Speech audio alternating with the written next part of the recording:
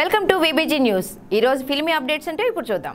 రంగస్థలం సినిమాతో టాలీవుడ్ రికార్డులను తిరగరాసిన రామ్ చరణ్ వినయ విధేయరామ సినిమాతో అతిపెద్ద డిజాస్టర్ అందుకున్నాడు. తాజాగా ఒకవైపు రాజమౌళి దర్శకత్వంలో తెరకెక్కనున్న ప్రతిష్టాత్మక మల్టీస్టారర్ సినిమా ట్రిబుల్ ఆర్. ఈ సినిమాలో హీరోగా, మరోవైపు చిరంజీవి సైరా సినిమాకు నిర్మాతగా బిజీగా ఉన్న చెర్రీ ఇప్పుడు హీరోగా మరో సినిమా చేయడానికి సిద్ధమవుతున్నట్లు తెలుస్తోంది. రామ్ చరణ్ గీతా ఆర్ట్స్ పతాకంపై ఒక సినిమా చేయనున్నాడట.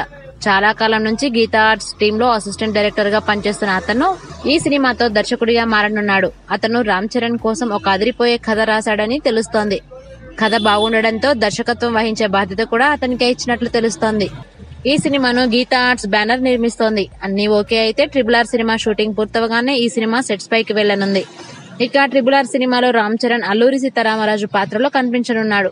చెర్రీ సరసన ఈ సినిమాలో అలియా భట్, ఎన్టీఆర్ పక్కన డైజీ ఎడ్గర్ జోన్స్ హీరోయిన్లుగా నటించనున్నారు.